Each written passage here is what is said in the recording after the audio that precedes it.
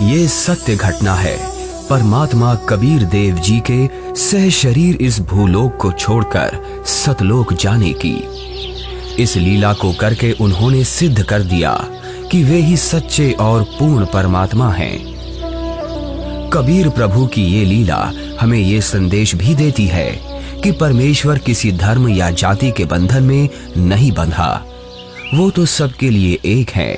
और अगर किसी ने सतभक्ति की है तो पृथ्वी के चाहे जिस भी कोने में शरीर छोड़े, वो अपने पुण्य कर्मों के प्रताप से उद्देशित लोक को ही प्राप्त होता है।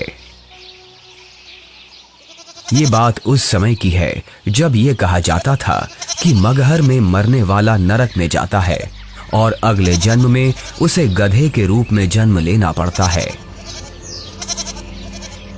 इसके अलावा ये भी कहते हैं कि अगर किसी को मोक्ष चाहिए तो उसे काशी आना चाहिए और वहीं अपने प्राण त्यागने चाहिए, जिस कारण से मोक्ष अभिलाषी वृद्ध लोग अपना अंतिम समय अपने अपने पुरोहितों के घर काशी व्यतीत करने के लिए, निवास करने के लिए आने लगे तथा पुरोहितों को उनके खाने के रुपए तथा पुरोहितों की पूजा अलग से प्रति महीना देने लगे, जिस लालचवश काशी के पंडों ने वृद्धों को अपने अपने घर पेइंग गेस्ट के रूप में रखने लगे।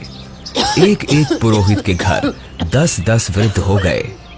कोई रोगी तो कोई अन्य परेशानी से ग्रस्त होने लगे तो उन लालची पंडों ने मीटिंग करके षड्यंत्र के तहत वृद्धों को मारने के लिए गंगा दरिया के किनारे एक करोंत यानी आरा लगाया।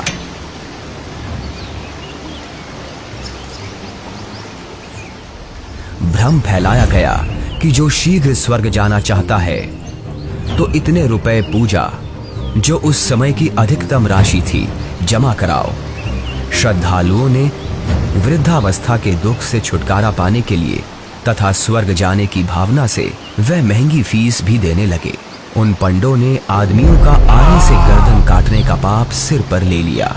पंडों के षड्यंत्र पर विश्वास करके वृद्ध अपने बेटों से काशी में प्राण त्यागने के लिए आग्रह करने लगे। लेकिन पिताजी, अभी आपकी और माँ की आयु ही क्या है? अभी तो आपको अपने पोतों का ब्याह देखना है, उनकी संतानों को अपनी गोद में खिलाना है। देख बेटा, जिंदगी जीने का लालच तो कभी खत्म नहीं होता, और वैसे भी अपने जीवन में हमने अपनी सारी जिम्मेदारियों को पूरा कर लिया।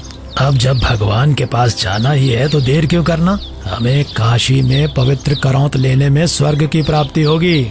लेकिन पिताजी, काशी में लगे उस करौत के नीचे आकर मरना तो आत्मदाह हुआ ना? अगर उस आत्मदाह से ईश्वर मिलते हो तो क्यों ना आत्मदाह किया जाए? और वैसे भी यहाँ मगहर में मरने से तो हमें मोक्ष मिलेगा नहीं।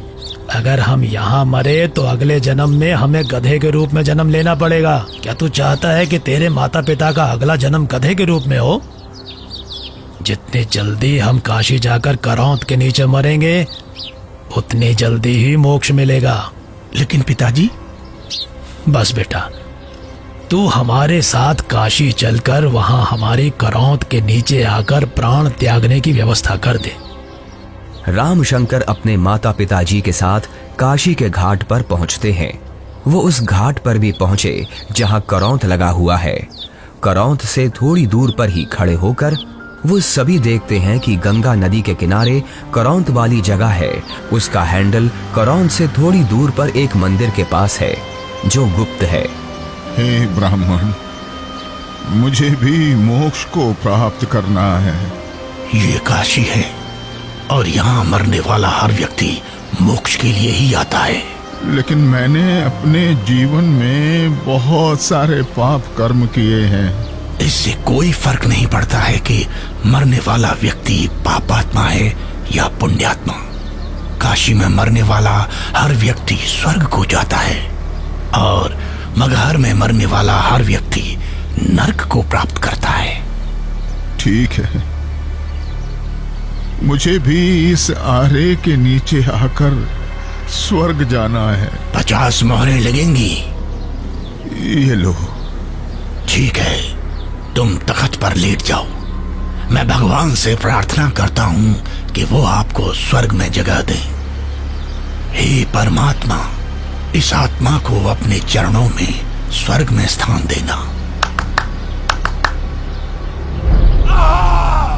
बहुत सारे लोग मोक्ष के लालच में पैसे देकर आरे से कट रहे थे। कुछ माता पिता अपने पुत्रों से अनुरोध कर रहे थे कि हमें भी आरे से कटवा दो ताकि हम जल्दी स्वर्ग चले जाएं। इस प्रकार रामशंकर भी लाइन में लगकर करौंद के पास आता है और अपने पिताजी को करौंद पर गर्दन रखते हुए देखता है। तभी पंडा इशारा करता है। दूसरा पंडा हैंडल घुमाता है, लेकिन हैंडल उलझ जाता है। थोड़ी देर बाद पंडा कहता है कि अभी भगवान ने आपकी कुर्बानी स्वीकार नहीं की है, कुछ दिन बाद फिर से आना। तभी हैंडल घुमाने वाला पंडा करौंद को ठीक करके इशारा करता है कि अब करौंद ठीक है, अगले का नंबर लगाओ। इस तरह फिर उनकी माता का नंबर आता है। उनकी गर्दन कट जाती है।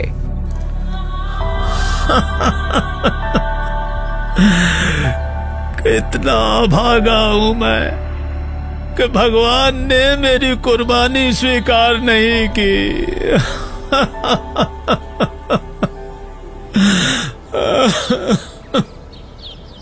कबीर परमेश्वर जी इस भ्रम को दूर करना चाहते थे कि सच्चा भक्त किसी भी स्थान पर प्राण त्यागे वह उद्देशित लोक को प्राप्त होता है। सत्य कर्मों, पुण्य कर्मों को करने वाला व्यक्ति, सत्य साधना करने वाला व्यक्ति संसार के चाहे जिस कोने में भी शरीर छोड़े और चाहे जैसे छोड़े, वो अपने पुण्य कर्मों के प्रताप से ईश्वर के पास चला जाता है, नरक नहीं जाता। लेकिन दुष्कर्मों को करने वाला इंसान चाहे जहाँ भी मरे, चाहे काशी हो चाहे मगहर, उसे नरक की ही प्राप्ति होती है। सतलोक को प्राप्त करने के लिए पुण्य कर्म जरूरी हैं, ना कि काशी क्रोध के नीचे मरना। कबीर जी क्षमा कीजिए, लेकिन हम इस बात से सहमत नहीं हैं कि पुण्य कर्मों को करने वाला व्यक्ति चाहे काशी में मरे या मगहर मरे, उसे स्वर्ग की ही प्राप्ति होगी। सत्य ये है कि अगर कोई भी व्यक्ति काशी में मरता है तो वो चाहे पुण्यकर्मी व्यक्ति हो या पापकर्मी, उसे स्वर्ग की ही प्राप्ति होगी। और अगर कोई व्यक्ति मगहर में मरता है तो वो चाहे पुण्यकर्मी हो या पापकर्मी, उसे नरक की ही प्राप्ति होगी। और इतना ही नहीं, मगहर में मरने वाला अगले जन्म में गधे के रूप में ही जन्म लेगा, ये भी निश्चित है। उस व्यक्ति को भी स्वर्ग की प्राप्ति नहीं होगी। ठीक है, तो मैं फिर मगहर में ही शरीर का त्याग करूंगा और स्वर्ग नहीं, स्वर्ग से भी आगे सतलोक जाऊंगा। और आप सभी पंडितों से मेरा आग्रह है कि आप सभी मेरे साथ मगहर चलें और मेरे शरीर छोड़ने के बाद अपनी ज्योतिष विद्या का प्रयोग करके ईमानदारी से सभी लोगों को ये बता देना कि मैं कहाँ गया हूँ। लोगों के बीच का ये भ्रम दूर होना चाहिए कि मोक्ष केवल काशी मथुरा में शरीर का त्याग करने से नहीं होगा, बल्कि मोक्ष केवल यथार्थ भक्ति से और मर्यादा में रहकर अपने जीवन का निर्वहन करने से होगा। आज आपकी मुक्ति का दिन है। करौंद के नीचे आकर मोक्ष पाने के लिए तैयार हो आप? इस आरे अर्थात करौंद से मुक्ति प्राप्त करने के लिए कितनी मोहरें लगेंगी? केवल 50। पिताजी, आपको उस करौंद के नीचे अपने प्राणों को त्यागने की जरूरत नहीं है। क्यों? पर बेटा फिर मुझे मुक्ति कैसे प्राप्त होगी? पिताजी, मैं अभी एक बड़े महापुरुष कबीर देव जी के पास से ही आ रहा हूं। उन्होंने कहा है कि जो व्यक्ति पुण्य कर्म करता है वो सतलोक ही प्राप्त करता है। उसकी मृत्यु चाहे जहां हो। बल्कि खुद कबीर जी मगहर में शरीर त्याग कर ये साबित करने जा रहे हैं कि मगहर में मरने वाला नरक नहीं जाता। यदि उसने सत्कर्म किए हैं तो वो भी स्वर्ग ही जाता है। आपको करौंद के नीचे अपने प्राण त्याग करने की जरूरत नहीं है। पिताजी, इन दुष्टों ने माता जी की हत्या की है। ये पाप कर रहे हैं। अरे अरे, ये क्या कर रहे हो? कबीर देव जी को ज्ञान नहीं है। तुम्हारा दिमाग फिर गया? ज्ञान नहीं है? वो तो साक्षात परमात्मा हैं। तो ठीक है, हम भी उनके साथ मगहर चलते हैं और देखते हैं कि उनकी कही गई बातों में कितना सच है और कितना झूठ।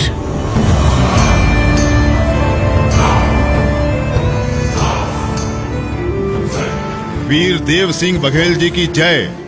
महाराज, हमें ज्ञात हुआ है कि कबीर देव जी अपने शरीर का त्याग करने के लिए मगहर जा रहे हैं, लेकिन हमने सुना है कि मगहर में जो भी अपने शरीर का त्याग करता है उसे कभी स्वर्ग की प्राप्ति नहीं होती है। कबीर देव जी तो साक्षात परमेश्वर हैं और वो शरीर का त्याग चाहे जहां करें। ये मगहर में प्राणों को त्यागने की लीला वो इसलिए कर रहे हैं जिससे जनमानस को ये संदेश दिया जा सके कि आपको स्वर्ग की प्राप्ति होगी या नहीं, ये आपके पुण्य कर्मों पर निर्भर करता है, न कि मरण के स्थान पर। हमें कबीर देव जी के साथ जाना चाहिए। हाँ, हमें सिर्फ जाना ही नहीं है, अपितु कबीर देव जी के शरीर त्याग देने के बाद हमें उनके शरीर की रक्षा भी करनी है, जिससे उनका हिंदू धर्म विधि से अंतिम संस्कार किया जा सके।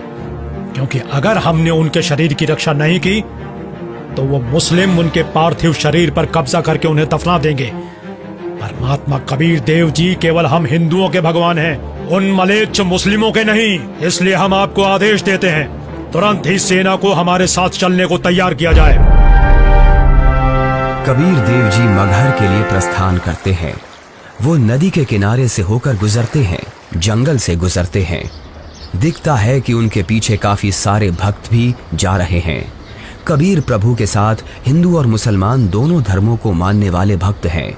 काशी के करौंत का समर्थन करने वाले पंडे हैं, विद्वान पंडित जिनके साथ सालिक राम भगवान की मूर्ति है, और बड़े बड़े टीका चंदन लगाने वाले पंडित जिनके साथ काफी सारी पुस्तकें हैं, वो भी कबीर प्रभु के साथ हैं। रामशंकर और उसके पिता भी कबीर प्रभु के साथ हैं। तभी उनके पीछे वीर देव सिंह की सेना भी आ जाती है। वीर देव सिंह कबीर देव जी को प्रणाम करते हैं। कबीर प्रभु के पीछे काफी सारे भक्त और सेना भी चल रही है। कबीर प्रभु चलते रहते हैं और जो भी कबीर प्रभु को जाते हुए देखता है उनके पीछे चल देता है।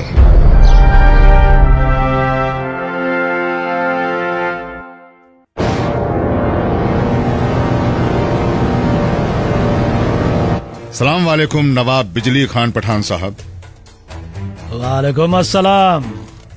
कहिए, क्या खबर है? जी नवाब साहब, हमें पता चला है कि खुदा के रूप हमारे पीर कबीर जी महाराज मगहर आ रहे हैं, और सुना है कि वो यहाँ अपनी रूह को अपने जिस्म से आजाद करके सतलोक को रवाना हो जाएंगे। क्या? फिर तो हमें इसी पल कबीर जी के पास पहुंचना होगा, और कबीर जी की रूह के इस दुनिया से जाने के बाद उनके जिस्म को अपने कब्जे में लेकर इस्लाम के रिवाजों से उनके शरीर को धरती में दफन करना चाहिए। और इस बात का भी ख्याल रखना चाहिए कि उनका जिस्म काफिर हिंदुओं के हाथ न लगे।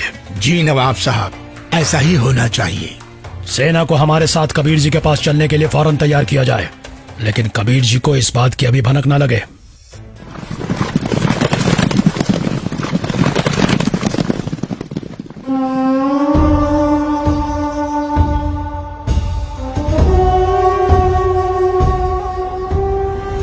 लगता है कबीर जी के जिस्म को पाने के लिए काशी नरेश वीर देव सिंह भी अपनी सेना लेकर आया है, लेकिन हमें किसी भी हालत में इन हिंदू काफिरों को कबीर जी के जिस्म को पाने नहीं देना है। आग के आने का मकसद हमें पता चल गया। पीर जी, बिजली खान आपकी क्या खिदमत कर सकता है? मैं अपना शरीर त्याग करने से पहले स्नान करना चाहता हूँ। जी, हम अभी आपके नहाने के लिए साफ पानी की व्यवस्था करते हैं। नहीं, मैं किसी बहते पानी के दरिया में स्नान करूंगा। बिजली खान। पीर जी, यहाँ एक दरिया बहता था जिसका नाम आमी नदी था, लेकिन पीर जी, शंकर भगवान के श्राप के कारण उसका पानी अब एकदम सूख चुका है। चलो दिखाओ मुझे वो आमी नदी कहाँ है। जी पीर जी, चलिए। कबीर देव जी, वीर देव सिंह, बिजली खान और उनके सेना और बाकी के भक्त उस आमी नदी के पास पहुंच गए। कबीर देव जी ने उस सूखी हुई नदी को देखा। कबीर देव जी ने अपने हाथ जोड़कर प्रार्थना की और फिर अपने हाथों को हवा में ऐसे लहराया जैसे कि वो नदी को बहने का इशारा कर रहे हों। कबीर प्रभु के ऐसे इशारा करते ही थोड़ी दूर पर नदी की ही जगह पर एक जोर से धमाका हुआ और धरती के अंदर से पानी का सैलाब निकला। ये देखकर सभी लोग चौंक जाते हैं और सभी भक्ति भाव से भरकर कबीर प्रभु को देखते हैं और अपने हाथ जोड़ लेते हैं। पूरी नदी में पानी भर जाता है। सभी लोग खुश हो जाते हैं। कबीर प्रभु की जय, कबीर प्रभु की जय, कबीर प्रभु की जय। आदेश दें प्रभु। हुक्म दे मालिक। मुझे 2 सफेद चादरें चाहिए, एक बिछाऊंगा और एक ओढ़ूंगा। जो आज्ञा प्रभु। इसी क्षण 2 सफेद चादर यहाँ लाई जाएं। कोई और आदेश दें प्रभु। बिजली खान, तुम सेना किस लिए लाए हो? वीर देव, तुम किस लिए सेना लाए हो? प्रभु जी, हम आपके शरीर को इतना मलिच्छ मुसलमानों के हाथ नहीं लगने देंगे। इन्होंने अगर आपके शरीर को छू तक भी लिया तो इनमें से कोई भी जीवित नहीं बचेगा। हम आपका अंतिम संस्कार हिंदू रीति रिवाजों से करेंगे। तो हमने भी चूड़ियां नहीं पहन रखी हैं। हम भी अपने अल्लाह के स्वरूप पीर कबीर जी का जिस्म हिंदू काफिरों को नहीं देंगे और इस्लामी तरीके से पीर जी का शरीर को दफन करेंगे। और अगर ऐसा नहीं हुआ तो इसका अंजाम बहुत बुरा होगा। हम वीर देव की सेना से युद्ध करके आपका शरीर प्राप्त करेंगे, लेकिन अंतिम संस्कार हम मुस्लिम तरीके से ही करेंगे। मुझे नहीं पता था कि तुम सब मेरी शिक्षाओं को इतना ही समझ पाए हो। 120 साल हो गए मुझे तुम सब लोगों को समझाते हुए, फिर भी इतना ही समझ पाए हो। मुझे इतना ही जाना है तुम सब ने। आज भी तुम एक ना होकर हिंदू मुसलमान बनकर अलग अलग खड़े हो। मेरी चेतावनी है, अगर तुम लोगों ने आपस में झगड़ा किया तो ठीक नहीं होगा। तुम दोनों एक ही परमात्मा की संतान हो। तुम दोनों अलग अलग ना होकर एक ही हो। हम सबको एक साथ रहना है। मेरे सतलोक गमन के बाद इन चादरों में तुम्हें मेरा शरीर नहीं मिलेगा। एक चादर तुम हिंदू ले लेना और एक चादर तुम मुसलमान, और इन चादरों में जो भी चीज मिले उसे आपस में आधा आधा बांट लेना। आपस में लड़ाई नहीं करना, नहीं तो गृह युद्ध छिड़ जाएगा। मेरे जाने के बाद आपस में झगड़ना मत, ये मेरा आदेश भी है और विनती भी। कबीर प्रभु का शरीर मैं किसी को नहीं दूंगा।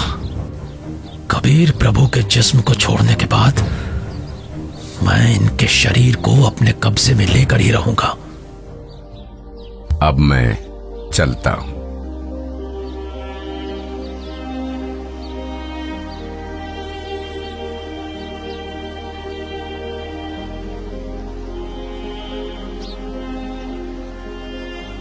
देखो ब्राह्मणों, मैं जा रहा हूं सतलोक, इस पृथ्वी से और तुम्हारे स्वर्ग से शंखों कोस दूर।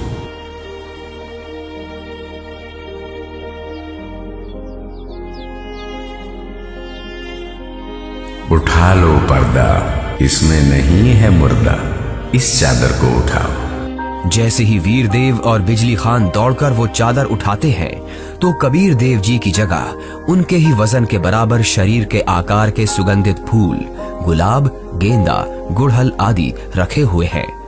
ये देखकर सभी लोग चौंक जाते हैं। सभी लोग हाथ जोड़ लेते हैं। अब वीर देव की आंखों से आंसू निकलते हैं। बिजली खान की आंखें भी नम होती हैं। दोनों एक दूसरे को देखते हैं और आपस में एक दूसरे को गले लगाकर रोने लगते हैं। दोनों सेनाओं के सिपाही भी एक दूसरे को देखते हैं। वहां खड़े ब्राह्मण लोगों की भी आंखों से आंसू गिरने लगते हैं। रामशंकर और उसके पिता के भी आंसू गिरते हैं। सभी लोग एक साथ कबीर देव जी के नाम का नारा लगाने लगते हैं। कबीर प्रभु की जय, कबीर प्रभु की जय।